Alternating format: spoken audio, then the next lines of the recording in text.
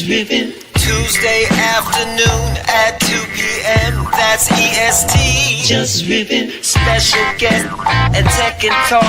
A musicology. Just Riffin. Coming to you live at the same time here every week. Just Riffin. Jump in the room. Let's chop it up. It really ain't that deep. Just Riffin. What's up, everybody? It's another Tuesday. I'm Hefner. I got Cookie Rabinowitz in the building with me today. Per usual, we got an awesome guest today from Formless. Jason Martin's going to be joining us today. Formless is a decentralized distribution network. It empowers individuals to connect, create, collaborate, and share in a multiplayer digital economy. What do you think about that? Cookie, you've been messing with Formless for a while. So what do you think? We got Jason coming on the show. It's going to be great to talk to him and find out really more about Formless and what's going on there. And I know you've been messing with that for a while now. Yeah, you know what? In this space, in this whole blockchain space, we lose track of time so quickly. And I feel like I just noticed these guys recently, but really I've been into the Discord and I've been chatting it up and finding out about them for the past couple of years. And I'm really excited to have them on the show. I've really enjoyed their ethos and what they're building and their intentions behind what they're building. And it's been expanding exponentially. Like it started out with just one module of like a protocol where you could share. I guess we should wait for him on the show, but a protocol where you could share a piece of your media, in this case, music, which is what I think their main focal point is, but you can share any kind of media with their platform, even like news articles or videos or whatever.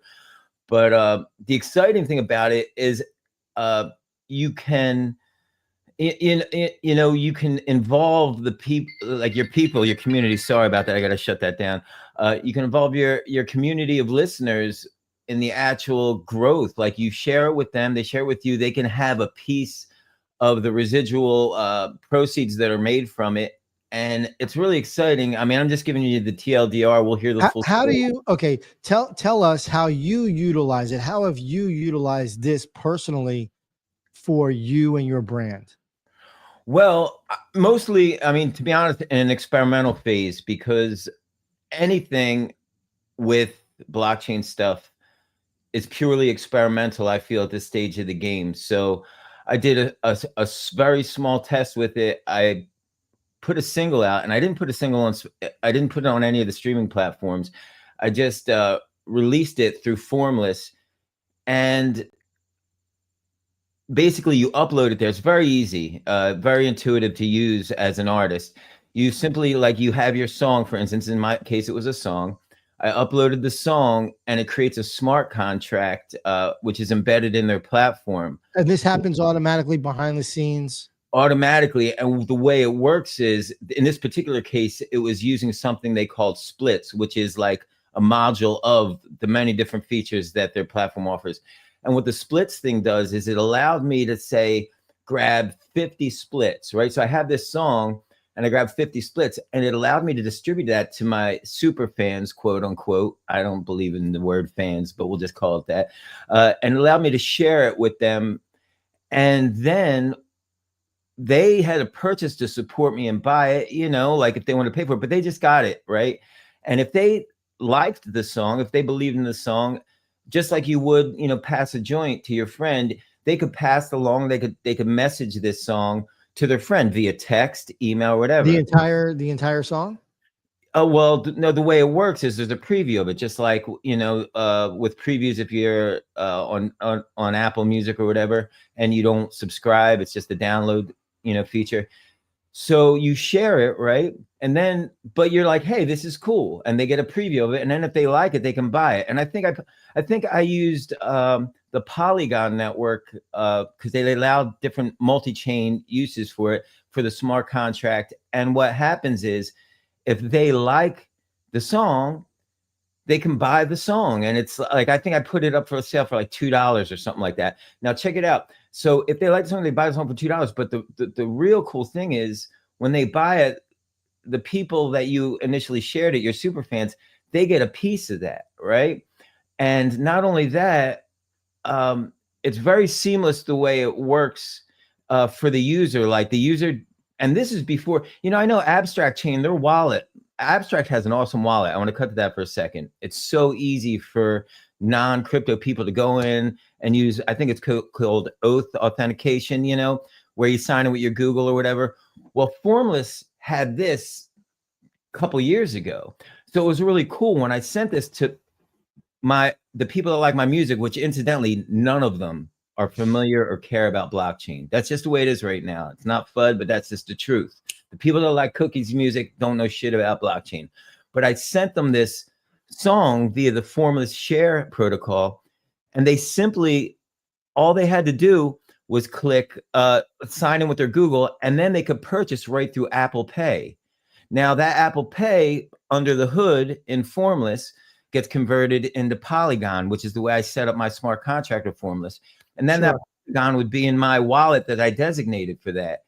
And it was and really if it was like, ETH, if you had wanted to collect ETH, so on and so forth, it'll automatically convert in the back on the back side. You could use ETH. I mean, it wouldn't be very, like that. Even with the gas prices a lot lower, I don't think you would want to use ETH.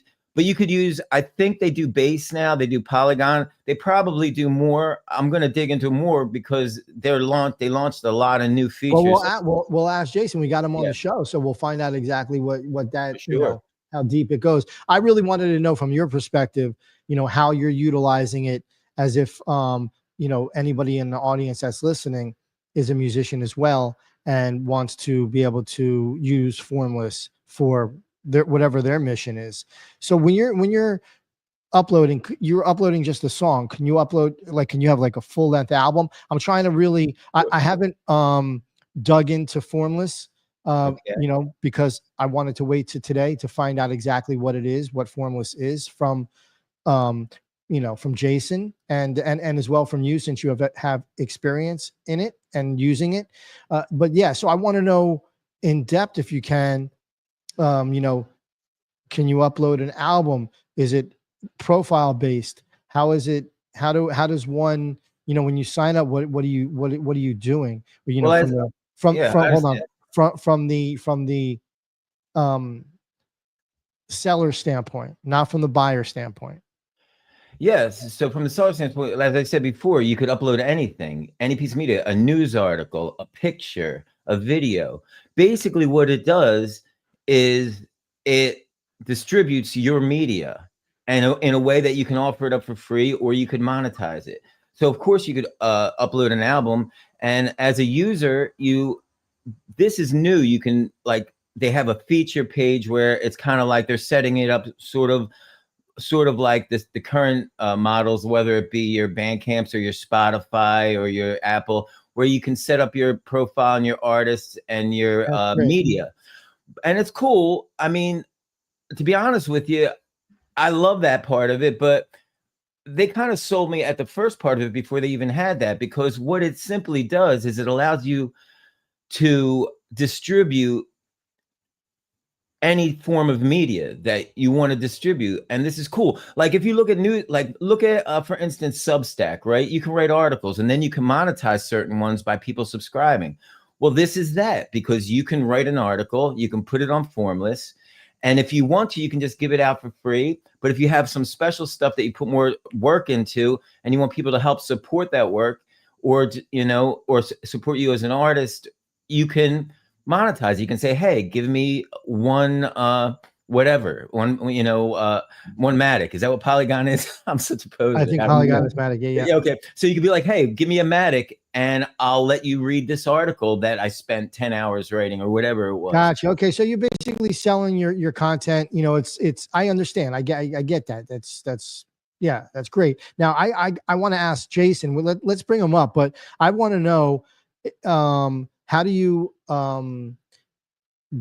detect if the content that the person is uploading is actually their content, copyright, all that other stuff? So definitely want to ask him that. Why don't you want to introduce Jason? You want to introduce, since you're super familiar with their product? You want to bring them up? Sure, I'd love to. ladies and gents, whoever's listening to the show, we got Jason from Formless here. Brandon Torrey is part of the team. He's not with us today, but I've been talking to these people. They have a lot of integrity, and I think their intentions are really good, and they're building great tech. So let's hear all about it. How you doing, Jason? Jason, welcome to Just Riffin. Hey guys, thanks for having me on today. Appreciate it. Absolutely. So I was asking before we pulled you up here about the, how do you get around the nuances of somebody actually taking someone's song or piece of art or article, writing? How do you detect, or is it just what it is? Yeah. So let's step back just a little bit so I can give a little bit of the context here. So Formless is the company, Share is the protocol and the application that we built. And effectively the protocol lets anybody come to the platform, upload content, set a price that they want to charge for access to the content.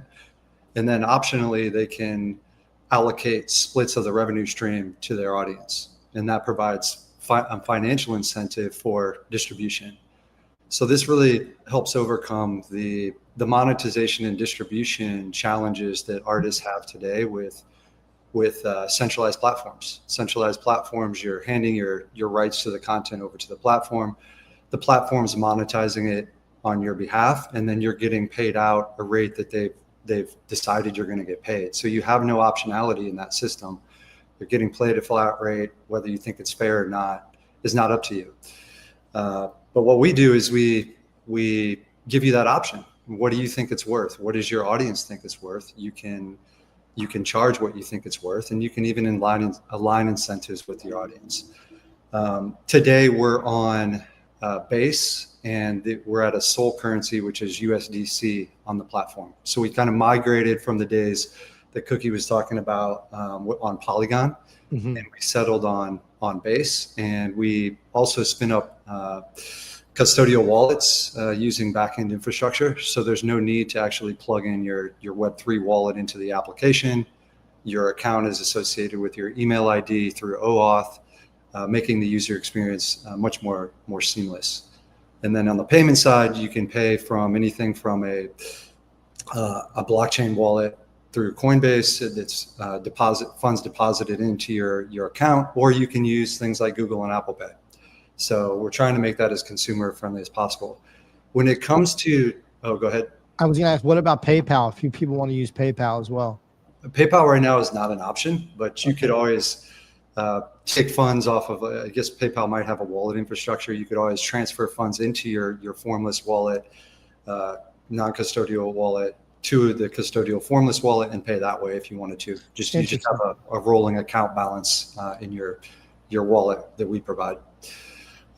When it comes to content moderation, it's a community content moderation where either we're going to be able to identify that this isn't authentic content, or somebody else can flag the content, and then that content isn't rendered into the application. It's not put up for purchase. So there's some reliance on the community to help moderate what's getting put on the platform. We do our best to identify those instances. There's all kinds of technology that's used on other centralized platforms that can be utilized to identify that type of content. And then you just do your best to make sure that content is getting taken down for all effects and purposes. We know that when we're dealing with in Web3, a lot of this stuff is permissionless, right? Anybody can upload stuff on chain and do all that kind of thing. It's more a matter of, is this actually being rendered? Is there an application that's servicing that content and providing it to the public for consumption? So our application interface sits on top of the protocol, and it's our choice at the application layer whether or not to serve that content. Awesome. It's great. I mean, it's a very interesting, concept. What made you guys come up with this platform? What was the purpose behind it? Were you guys having frustrations yourself, trying to do things on your own, or trying to find a platform that is formless? Yeah, that's a really great question. And this story goes back quite a while, over a decade ago, when I met my co-founder, Brandon. Brandon at the time was a technologist and a musician in his own right, a signed musician. And he went on to work at Apple, Google. I was doing a lot of management consulting, working with startups at the time. And one day he came to me and he said, you know what, I'm finding it really difficult to make a living in the music industry. Even though he had some amazing opportunities, singing, songwriting, getting signed, all of that, but it was hard for him to monetize and distribute. And he said, let's focus our efforts in on trying to solve some of the problems inherent in the industry by focusing on the intersection of music and tech. And he has a tech background. He had the knowledge coming out of the music industry. So we decided to really start focusing on that. And then I think it was 2022 or so, we came up with this idea of, okay, smart contracts on blockchain. There's a way to provide custom monetization opportunities and potentially distribution that's independent of a platform using blockchain. So we can think about decentralized architectures. If the protocol is allowing anybody to upload on chain, then you could have multiple outlets where that content could be bought and sold. So our application is only one place where that content could be bought and sold. Anybody could pull that into another application interface, and transactions could be happening there simultaneous to transaction happening on our application. So you think, wow, that's a big idea. That changes the internet paradigm, where you have a lot of siloed, big walled garden infrastructure, and you decentralize it and allow anybody to get a hold of that content. That kind of changes the game. So big visionary idea. And we started chipping away at it. We started, Brandon wrote the white paper, the initial white paper, went and built the protocol, put the smart contracts on chain. And that kind of kickstarted our efforts to build out, build this thing out. Interesting.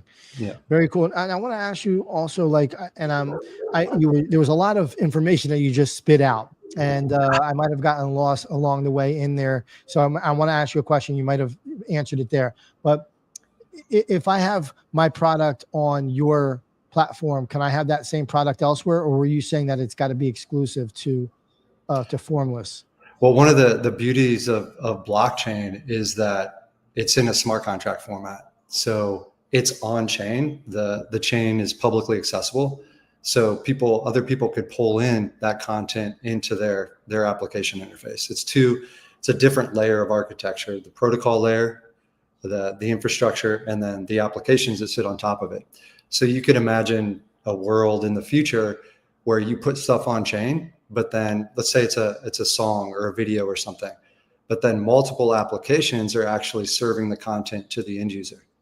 So maybe there's a really popular application in Japan. It's pulling from that same contract. So it's aggregating the pretty much is what you're saying, right? Yeah.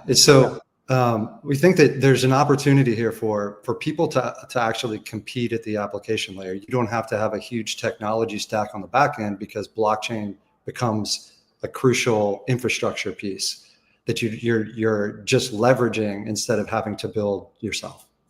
That opens it up for other business models to start providing services.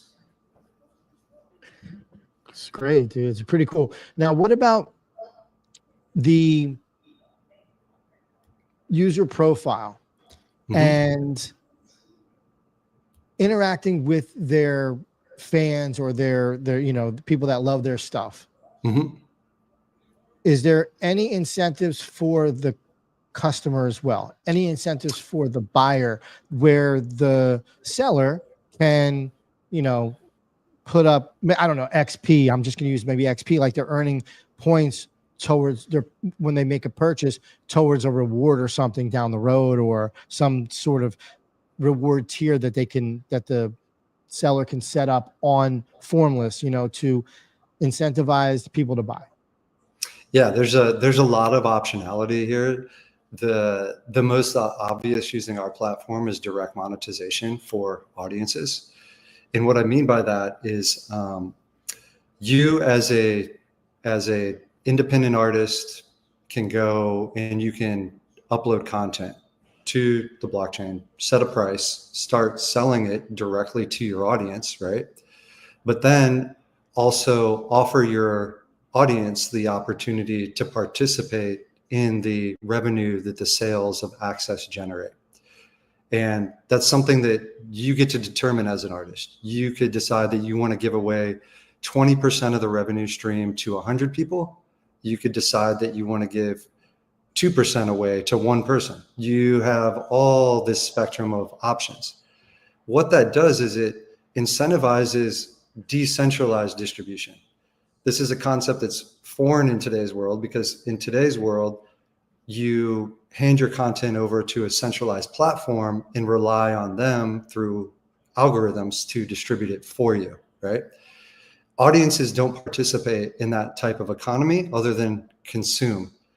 In our economy, what we're saying is, no, you can actually participate in the financial upside of these digital assets with your favorite artists or artists that you think are aligned with your interests.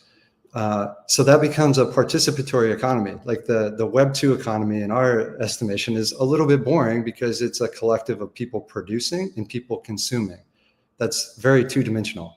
What we're talking about is a new dimension of participation where people can be directly rewarded in real time with a monetary incentive. So every time you sell that thing for $2, if you split 50% of it, $1 is going to however many fans in your community that you wanted it to. That's exciting. Cool. Yeah. Hey, you know what, Jason, I'd like to ask you on that. I remember back, back early on, you guys had a feature that, are you still with me? I think we're breaking up. You guys got me started.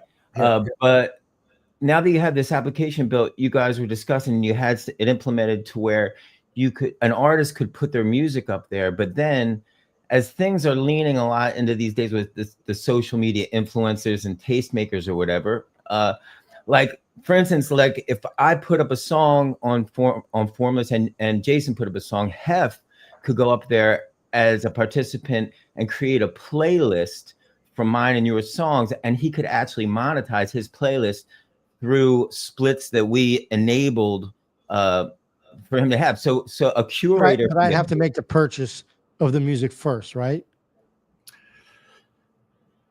If that's questions for me, that's not necessarily the case. There's the option for the creator to allow the tracks to be licensed, which means that you can actually effectively take the track, repackage it into a curated playlist, remonetize it. But when you do that, you put it up for your own price. That revenue still flows back to the original creator as well. So there's so the creator doesn't lose out on somebody creating a playlist and they didn't actually purchase the song yet. Yeah, and that's part of the another interesting facet of when it's on chain. It's on chain. It could be repackaged, repurposed, composable, put into bundles, whatever you want. And then somebody else could go and do distribution and take a small cut because now they've marked it up or whatever. But sure, the originators of the content still end up getting paid out. Okay. So monetizing collections and playlists and stuff like that is also, that's also something that's very, very achievable. That's great. I'm sure a lot of like people that are interested trying to do this, when they come across your platform, they're going to be, excited to hear that. That's good news. Mm-hmm. Yeah. Go ahead, Cookie. I didn't mean to cut you there, buddy. No, that was pretty much it. I just thought that was interesting because it does seem like the more we get, curators and tastemakers are a big part of things. And as we know on the popular streaming platforms, it's tough to kind of get in the feed of things. So if a tastemaker, it might behoove a tastemaker or people with good taste and that are just have a lot of following to utilize a platform like Formless as well, because they could monetize their taste in a deeper way, in a richer way than just like whatever YouTube or Twitter or X gives you for, how they pay you, they allow you to monetize your audience. Well, I think it's an interesting concept for the future of this type of person that creates content like this, and how they could really, and the thing is, it's not even about so much the amount, like get paid fairly or whatever, but it's trustlessly, like this is all blockchain transactions. So if a curator created this playlist of this bang and sound, set list like they used to do on SoundCloud, I think they still may do, they can actually see exactly what the volume was from blockchain action. It's very easy to go and look, and I think it's just a transparent way of doing business. And I think this is where the future's headed. I think it's exciting, Yeah, agree. Like in a very visionary sense, I think that a lot of when you start to move digital media on chain, right? Videos, music, all of this digital IP, there's so many new ways that you can monetize. It doesn't have to just be through streaming platforms. There's direct to consumer models. There's sponsored advertising direct models where sponsors and artists can work together to monetize content. There's a lot of different, it's a bigger canvas to operate within. And so for a company like Formless, it's, can we provide enough meaningful tools to creators to be able to do some of these interesting things? So we built a lot of tools. What you see today is an application and some of those tools on the back end for going about this, getting better monetization, better distribution than you would otherwise get. How do you bring people to your platform how do you market this to the public? Yeah, I think that for us, it's about articulating a value proposition, kind of some of the material that I've mentioned already, which is, hey, there's some value to be had. Don't leave it to chance just by handing off your content, your ownership of your content to platforms. There's other ways to monetize, and you can do that. You can incentivize your audience, build better relationships with your audience by looking at something like this and leveraging it to your advantage. Sometimes that's easier said than done, especially in new technology where there is sometimes some friction to get inside of it, a little bit of a learning curve sometimes. I know for us, it in the early days, it was a steep learning curve. You didn't have a lot of the, even 2 years ago, you didn't have a lot of the abstraction of some of the complexity that you have today. So in the early days, it was, hey, you needed to go get a Web3 wallet. You needed a MetaMask or something like that. Education was like a big part of that, education on just the tooling. But we've migrated more towards easier to use, more intuitive solutions. So now it becomes about getting towards the motivation for the artist. Do you want to build better direct fan relationships? That's something you can do with the platform. Are you looking to monetize exclusive content? That's probably better on a platform like this than putting it on streaming. And it's also very dependent on what size of an artist you are. We all know that it's not one size fits all. Sometimes early stage artists need different tools than later stage artists. How big is your audience? It's about, for us, providing the flexibility for artists to make good choices about what they're doing, rather than telling them that this is the way the game has to be played. Speaking about this awareness thing, and it's funny, winding back a little, you were talking about marketing and stuff. I think it's kind of interesting because just getting away from the artist part for a second, you guys did a couple very interesting experiments where you actually used the protocol for brands that were marketing. Can you explain that a little bit? Yeah, so if you really look at what the protocol does, is it's really good at doing payments. It's a multi-party payment protocol, right? Because if you have a bunch of people that join into the revenue stream, you need a very efficient way to pay out people, hundreds, thousands of people simultaneously. So the context that we were using that was we would do brand promotions where the brand would publicize a campaign on a social media platform like Twitter. And if you retweeted or you took some kind of what we would call a service action, you could join in the revenue split and get a fraction of the reward pool. That would be akin to sponsored advertising, right? You have somebody who's sponsoring rewards for the proliferation of content or the distribution of content. So we would run those campaigns. You'd have a sponsor. Sometimes we would sponsor it. Sometimes another company would sponsor it.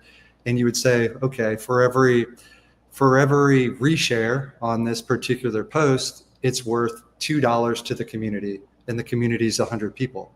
So everybody's getting paid 2 cents for every reshare that happens. So you have this really interesting service action economy where you can kickstart distribution that way. If I have something, I want to incentivize an audience to take an action. I drive that metric up, and the community gets directly rewarded for their participation in that effort. So we did that a lot, and that really helped us prove out the protocol's capability and effectiveness. People love those opportunities. They're monetarily incentivized. If the brand resonates with them, then you can get pretty good participation numbers in something like that. Let me bring something up here. There's two things currently that I tell the kids to focus on. One is AI, because AI is now, and it's going to be the way it is. It's going to be embedded in their part of technology, you know?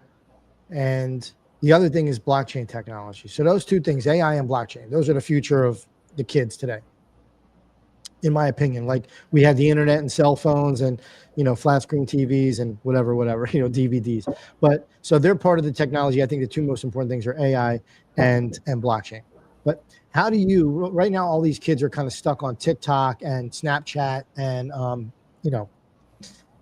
the older kids are stuck into Instagram, and then, the older people are in Facebook. But at any rate, what I'm getting at is, how do you get the kids in the know of your product? Like, how do you get them to come to you so that way how do you get them there? Because the future is of like I'm saying, in my opinion, AI and blockchain. How do you get the kids to formless? How do you get them adapted to formless, to using it? Yeah, from my perspective, and whether we're doing a great job of this or not I don't know, but I think that for us, it's about again, going back and appealing to motivations, appealing to their sense of what kind of world do they want to live in? How do they want to live their lives, right? It comes down to motivation. Are you financially motivated? Are you motivated to move the social and culture? Are you trying to do things in a way that resonates with who you are? Are you interested in ownership of your stuff? Are you interested in those kind of underlying pillars of who you are as a person? I think that, and this is purely my opinion, but I think we've lived in a culture where we've abdicated our ownership to corporate interests in a way. And I think a lot of that is representative by these digital archetypes, which are video and music. And we've just handed those off without really looking deep inside and saying, no, I own this. This is mine. I think creators, frankly, just need better tools, and maybe the open-mindedness to say, I can do more with this than the tools are allowing me to do. Let me find a new set of tools in the tool bag that allow me to do what I feel is intrinsically right with my well-being.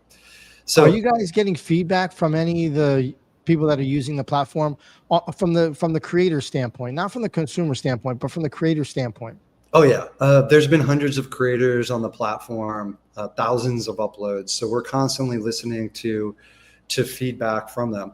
What's the number one thing that people were frustrated in not in your platform, because they're coming to your platform, but what's the number one thing that people were frustrated at that you guys made that fix, and now people can use your platform for this particular thing?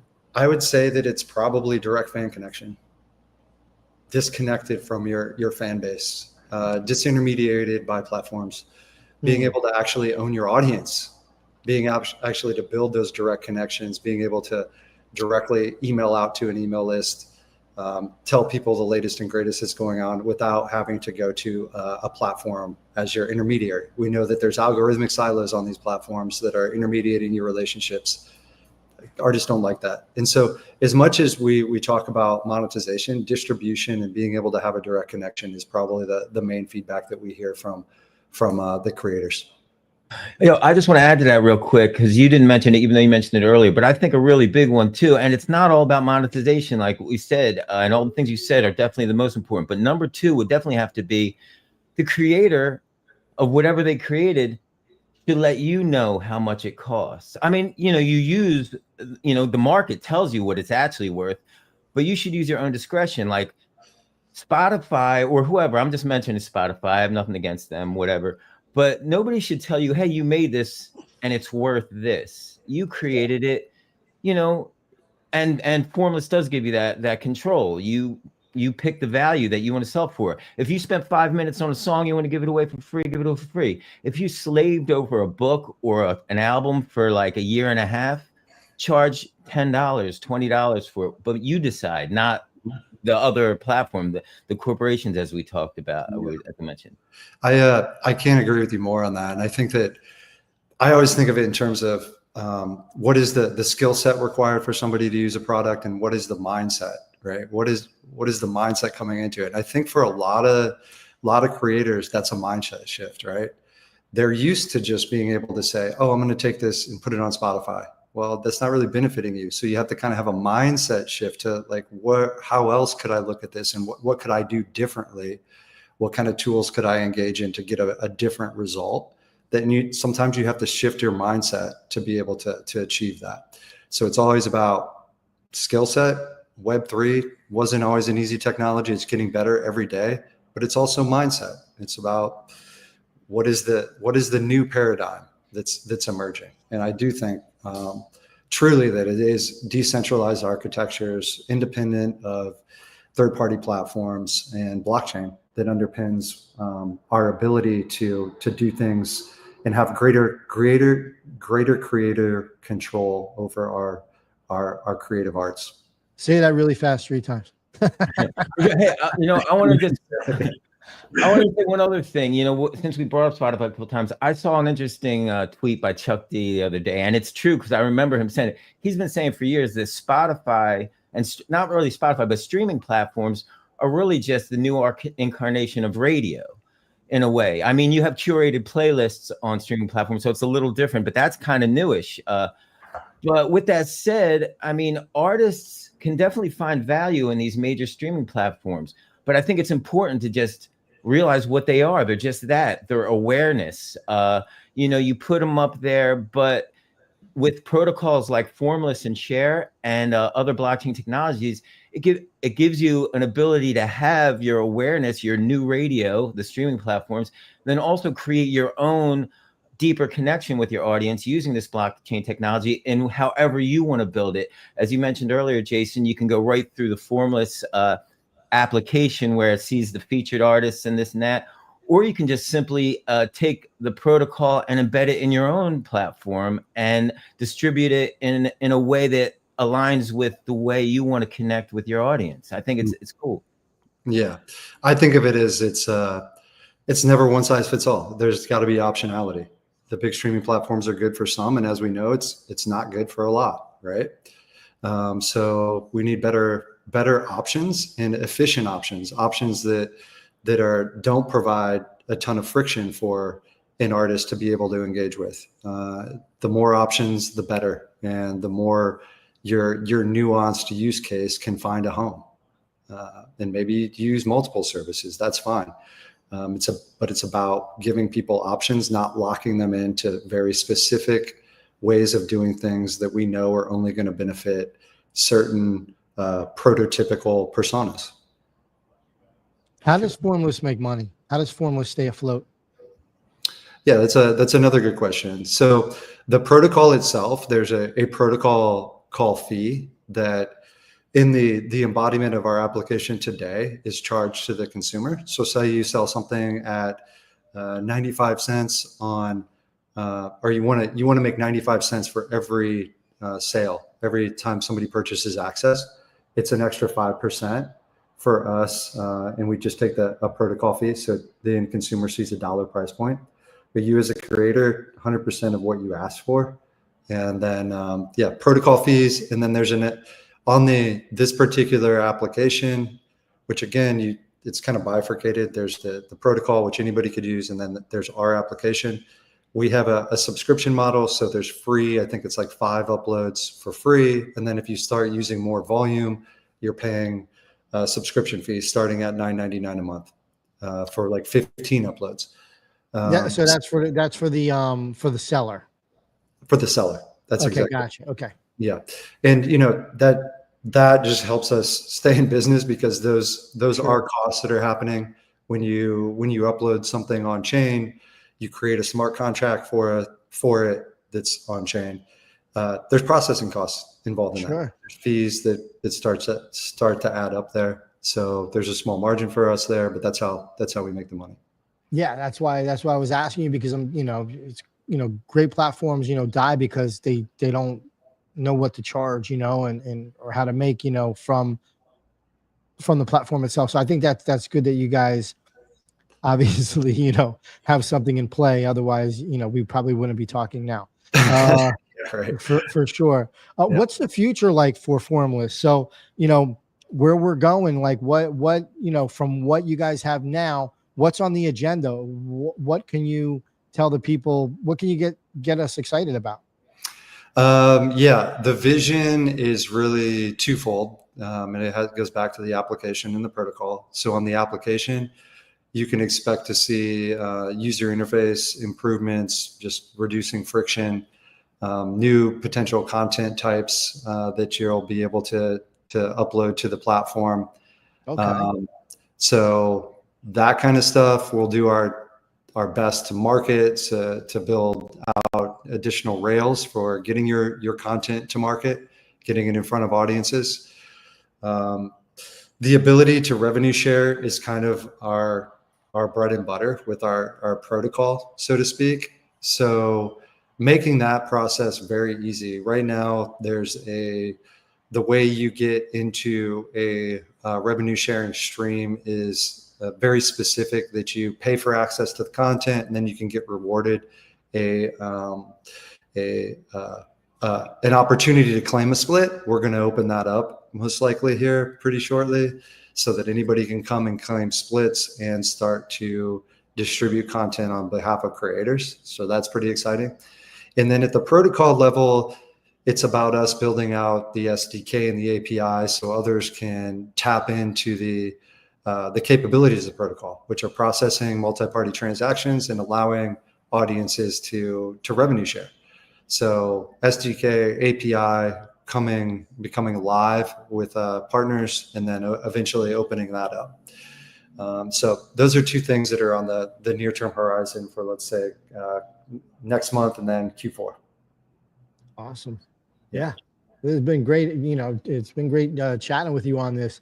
There's so many different platforms that people can use, and it boils down to efficiency for me. What's going to be efficient from my side of things as a content creator, and then how can I make it efficient for the consumer? Because the number one thing I think, is people getting frustrated, especially in the early days here with blockchain. And, we mentioned, we had to have a wallet, and you had to figure out how to get, do the wallet and get money into that wallet and so on and so forth. I think it's still a bit difficult for the normies that are out there, but I believe that once it becomes frictionless for the consumer, then, and also for the person that that's content creating, because some people aren't tech savvy. They're just maybe content creators, and they don't really have a bit of tech knowledge about them. But I think, really it comes down to efficiency, and any creator that is not running into that friction, they're going to be in love, because they're already dealing with stresses of creating anyway. Yeah, I completely agree with you. Working out friction has been a lot of what we've worked on over the past couple of years. It's really, and I would say that there's a good deal of historical friction at the payment point, right? Like how do you do these blockchain payments without making somebody have a wallet, making them get a cryptocurrency into the wallet, and then executing a payment? That's a lot to ask of somebody who's not really into Web3. Your common everyday person, the 99.5% of people out there just aren't going to go to that trouble to get access to one song, right? Or two songs. It's the same as like, and you're right. It's the same as like this, like, ADD, I don't know, 15 seconds, like TikTok, like if you're not getting them right away, they're moving on. They're going to move on. So that's exactly why we did stuff like abstract away the wallet requirements and then make it very transactional at the point of sale. If you hear something you like or you see something you like, it should be a button click on an Apple Pay, Google Pay button, or Coinbase is coming along with their own solutions for that. That's right. Just a button tap, instant transaction, move it along. So frictionless user experiences, in general, like for us, for other Web3 applications, those are what's going to help us get quote unquote mainstream, right? Like we got to make these things frictionless for the end users with things that they already know how to use. Yeah, I think it's coming. I think that tech is coming because a lot of people that are already in this blockchain technology and building in it, they know that there's that friction there. I know that the wheels are spinning. People are trying to figure this out because you're right. It should be a one-click thing. Like if I want to order Uber Eats, it's easy. The menu is there. I could see all the restaurants. I want what I want. I click add to cart, done. I'm done. Facial recognition, payment, whatever. I don't know, use your finger. So yeah, the quicker, the more efficient, the less friction. Those are that's you're going to win. And this is really, I think, what everybody is trying to tackle, because the rest of the stuff to me is easy. It's you have a platform and people can put their content up there and sell it. Now it's the buyer. How fast can that buyer buy the content? Mm-hmm. That's really what it is for me. And if like, believe me, I've tried. I'm sure you have tried. I'm sure Cookie has tried. When you're onboarding people and right as you're explaining it to them, you're showing them on the phone, they're getting frustrated standing next to you because it's taken now 10 minutes to explain this thing, right? So yeah. I think that's really, to me, where the holdup is. And if anybody, whoever creates that, I always say you're going to be a trillionaire. It's like whoever creates air conditioning for Earth, where are you? Fast load times, frictionless, easy one-tap payments. Those are the kind of things that people expect nowadays. So that's what we're trying to build on blockchain now. That's right. Well, I think it's awesome, Cookie. I don't want I've asked blabbed a lot here, so I'll leave it with you, Cookie. Jason, I think we covered a lot. I think it's all great. I'm interested to see what Formless is doing in the future. I'm going to be messing around on the platform for myself. The new app above the protocol, I just uploaded a video to.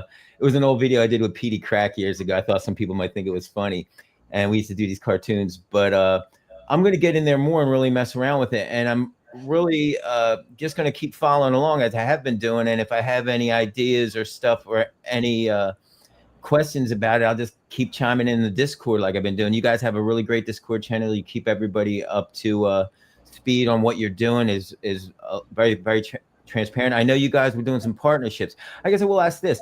I know you did have some partnerships for a while. Was it Symphonic? So Symphonic, you were working with them for a bit, and I know you did some other things. Are there any new partnerships in the works? And before you answer that, because I might be thinking outside the box, but I could even see Spotify taking a protocol like Formless and injecting it into their system. So now they have their all-you-can-eat buffet for $9.99 a month or whatever they charge. I don't know because my music's not on there. And then for their super fans, once again, I don't like the word fans, they could tie into Formless protocol, and they could make a deal with you guys off of your transaction, your microtransaction payment processing, and the artists. I don't know. I'm thinking outside the box a little bit, but yeah, I mean, it's a really good point. From our perspective as a company, what it really comes down to is our artists benefiting. And if it's Spotify bringing tools to market, if it's us, if it's anybody else, we just want to see people be more successful with their art, right? And have the options to make the most out of it. Better monetization, better distribution. That, as I mentioned, our API, SDK, that's something that any Web 2 platform or new Web 3 platforms could easily plug into and offer these type of services. So whether it's Spotify or a new startup coming down the pipeline, we're all about providing the capability to those customers so that they can offer better products and services to their customers, which are the creators. Excellent. I love it. And I think that's something some of these streaming platforms should explore, because it would be great if they had, the radio there, and then they also had a way for more direct connections. They could front run, but it would be win-win. Like they could front run what Formless is doing, but at the same time utilize Formless at the same time, and everybody could win. And the artists could have a direct, deeper connection with their fans. So they have the passive listening plus the deep listening, some of the deeper cuts, some remixes, maybe some studio video footage could all be embedded right in these streaming platforms, but powered by Formless and technology like that. I think it's interesting, and I wish some of these existing platforms would explore that before they become the taxi cab drivers of the early 2000s that got replaced by Uber, because that's really where it's at right now. You have these popular streaming platforms. They're either going to be the old school taxi cabs and Formless is going to be the Uber, or maybe there's a way that everybody can use their pre-existing technology and maybe merge or something and come up with a win for everybody, for the artists, for the builders, and for the big corporations who are Satan. No, I'm just kidding. I mean, I think that when you look at just the big corporations, right, they're using technology that just happens to be a little bit older, right? There's new technology coming to market. There's no doubt in my mind that they start adopting the new technology. Like it's to survive, you kind of have to do that. We've seen that time and time again in industry, where the ones who adapt to the changing technology are the ones who survive and thrive. The ones who don't adapt usually go the way of the dinosaurs, right? They just those big companies, those big companies, they got the money to get behind it. They're already in that technology. I know exactly what you're saying here, Jason. They're already in that technology before it gets to the public, before the public knows about it. They're already building. They already got people. They know. Yeah. My grandfather once said, if you thought about it, somebody else already did it. Yeah, exactly. And I mean, if you're a big tech company, right, you've already got leverage because you have a customer base. So it behooves you to get ahead, get the next technology, leverage your technology base to stay ahead of your competitors. It makes perfect sense. It's people who if you ignore the technology, that's when you're in trouble, because it's coming whether you know it or not. I mean, you can look at what's happening in blockchain with adoption of stable coins in financial and economic circles. Like that is a telltale sign. It's one day it's non-existent. The next day, all of a sudden, we're all adopting it, right? Yeah. Banks are now accepting crypto. You can use crypto with banks now. JP Morgan, I know Bank of America. They're it's all coming. It's all coming. That's right. That's exactly right. Yeah. It'll be here before we know it. It'll be here. People are already working on it. And again, if you're a large corporation, you've got an audience, you should be providing the best services using the best technology out there that you possibly can. Otherwise, you're not going to be able to survive in the future. Yeah, for sure. I want to say this is that these companies have so much money that if they're not in it right now and they're waiting because they're scared to jump into something that they're, it's unfamiliar waters that they're swimming in, they have enough money that once somebody becomes successful, I'm talking like a big corporation, like let's say Coca-Cola or Nike or Adidas, like just a big, huge company using this blockchain and whatnot, then this other company that's been scared to dive into it is going to see the effects, and they got so much money that they're going to be able to make it happen like this. So I don't think any of those guys are afraid, but yeah, they're definitely aware that this is the future and they got to be in it. Yeah, they'd be stupid not to. But yeah. Awesome. All right. Well, thank you so much for your time, Jason. It's been a pleasure. Jason from Formless, we've had him on the show today. Make sure you go check out formless.xyz. If you're a content creator, if you're a person that loves content, people creating, go check it out. Go take a look, see what's going on over there. And Jason, we wish you the best. Would love to have you back on the show, down the road when things become more normalized with people. And I want to hear from you then, and see how far you guys have advanced. But thank you so much for taking your time to come and chat with us today. Thanks, guys. It was a pleasure being on. Have a great rest of the week. You too, sir. Take care. I know.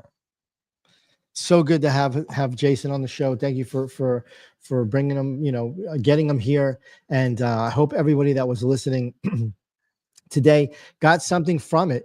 This is something that we've been building for a long time in this Web3 blockchain area, and to have actual real builders doing things that are not so much looking for the monetization of just for their own pockets, but knowing that they're providing a service that is helping others put more money in their pockets and not be that Spotify, that conglomerate that's taking all of the percent, because they have a platform. I think this is very, very, very dope. And I believe a lot of people in Web3 think this way. Now, you're going to have your scammers. You're going to have your people that are trying to get over on people. That's going to be in any industry.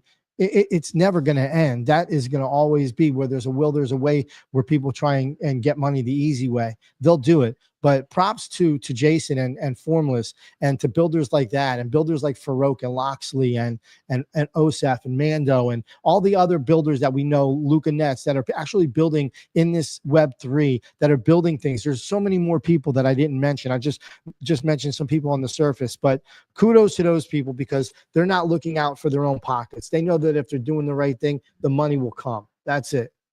Cookie, what you got? There you go. I agree. And since you mentioned Luca Nets, I'm curious, because I'm not a gamer at all, and a lot of people will say I'm not a gamer, but I'm wondering if you tried out that Pudgy game, because I tried it. Yeah. It's fun, isn't it? Yeah, there's some cool games like where you're trying to like get to one side and get some stuff is really cool. I've only spent a bit of time in there, because time is important to me. I pretty much, I quit my job and I stopped making music. I've been playing the game all the time since it came out, because really it's all I care. And I say it's really great though. You're gonna get them. It's worth it. Actually, I can't do the show next week because I'm gonna be playing Pudgy World. Is that what it's called? Yeah. Speaking of the show next week, we have Spotty Wi-Fi on the show. He's been around in Web3 for a while. He's rapping and making music, and then launched a coin. And I'm not sure about the coin. I don't know how it did or where it's at or what's going on, but we're going to have him on the show. I've been wanting to chat with him for a while. I think I told you the story when I was in Thailand last, and I was coming down out of the hotel, and I was going to go get some green party favors for myself.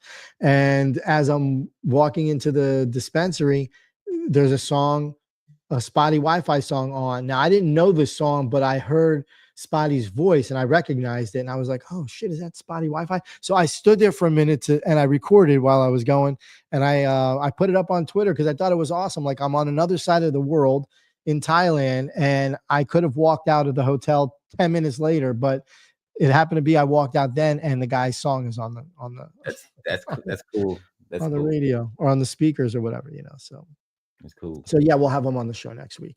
And this has been great. We got Miriam Marcus has been building. Rect has been building. There was some announcement today with Rect Drinks. It escapes my mind, but some news that just got something with a NASDAQ, a company that's on the NASDAQ.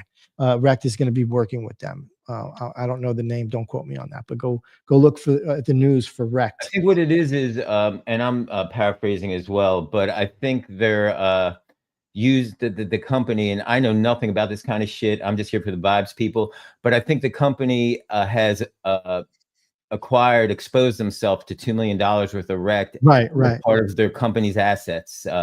So that's vaguely it, coming from a dullard like me. But you can read all about it somewhere, I'm sure. That's right. That's absolutely right. A company, a brand, NASDAQ brand or company, NASDAQ, a company on the NASDAQ exchange has invested $2 million worth of Rect coins into Rect coins. So, yeah, I think that's awesome. And big things are coming. Big things are coming for all of this. Myriad is dropping a token soon. So Rug Radio, that was, and now Myriad. But yeah, I'm excited for the future of what's happening with Web3. I'm excited for these brands that we've been watching them build over the years, the ones that we know, the ones that have stayed and that have stuck it out and that really were in it to win it, to build something and not just make the quick dollar. Because any of these guys could have done that. Any of these guys could have done that. They could have just taken the money and run. But much respect to them that haven't, including you, Cookie.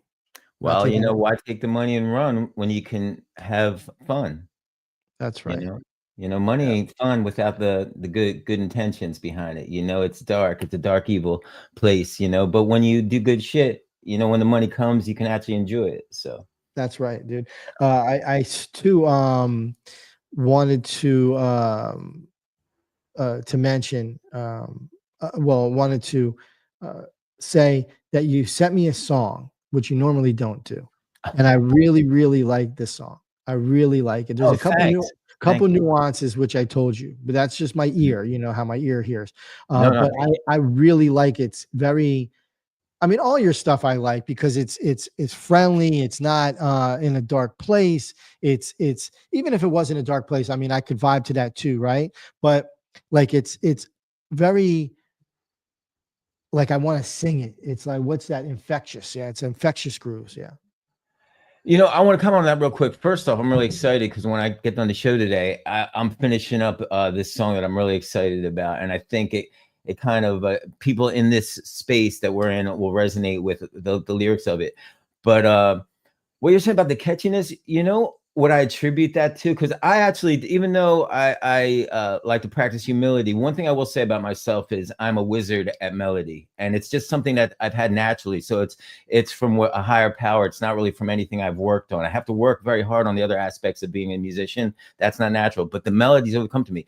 But I attributed it a lot to the 70s commercials, because, you know, we had all those catchy commercials. And as a kid, you know, you hear that shit. And I think it kind of programmed me to think melodically that way, because I don't always think that's a feature. Sometimes catchiness is annoying. Like I have some songs that I've written where the choruses are catchy to a point where it's fucking annoying, where it's like, hey man, I wish you didn't do that so much in the song. But it's like an innate thing that I do when I write songs, and it's something that I don't even really control. But I appreciate you saying that. And I think, like, you know, you have to live with what you are, you know, you always improve on it. But I'll take that comment, though, that it's infectious, because I think that's an innate gift that I do have. So thank you. Yeah, most definitely. I'm glad that you owned up to it and you didn't shy away from the props. All right. So this was a great show. We had Jason Martin from Formless on the show. Make sure you go check out formless.xyz so you can read up on them, read about what's going on. If you came in late to the show, go back to the beginning and watch it and listen to what's going on. I want to thank everybody for tuning in. Thank you every week for tuning in to Just Riffin. We do our best at getting awesome guests on the show. And we like to talk to the community too. From now on the last Tuesday of every month, we're not going to be doing video anymore. We're going to be strictly on Spaces, doing audio on Spaces until we figure out how to do the audio and video at the same time. But you know, we're just too lazy to Yo, We're just listen, too lazy because we've had so much time, man. But I don't know if anybody in the audience. I'm all about efficiency, and when it gets to be like frustrating, I'm done. I'm like, all right, I got to move on. But if anybody in the audience can DM me, let me know how we can get video and audio on Spaces and video through StreamYard at the same time without frustrating me. I will be your best friend forever. Yes. Hey, Hef, Yeah. while you're saying that real quick, I also want to add in, if anybody's listening to the show right now and you know a musician, an artist, or somebody building that you think might be interested in coming on the show and talking to us, please send them our way as well, too, because we're always looking for new people to talk to. Absolutely. Most definitely. I'm looking forward to, we got Spotty Wi-Fi coming on next week. And then we have Insight. Dude, that's going to be fun. We got Insight from the Chimpers community.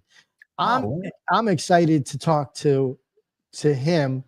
And that is actually Tyler Durtith. Thank you, Tyler. I know you might not be listening now, but thank you for making the connection to Insight, from the Chimper. So I'm excited. That's going to be great. And then we have Ben.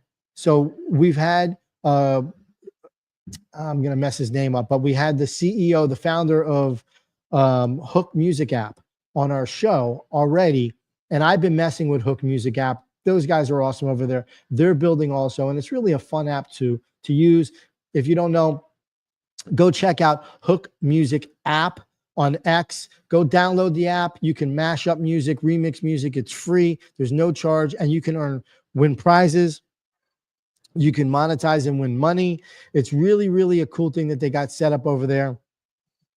I actually won the editor's pick for the weekend. I did like a remix for the weekend, and they sent me tickets like in the front row to one of the weekend's concerts of my choice. I went to the one in Miami at the Hard Rock. I spoke about it a few weeks ago. Great show. It was awesome. That was just for like participating. So it's really cool. Go check out Hook Music app, and we're going to have Ben on not the last Tuesday, but the 23rd of September. And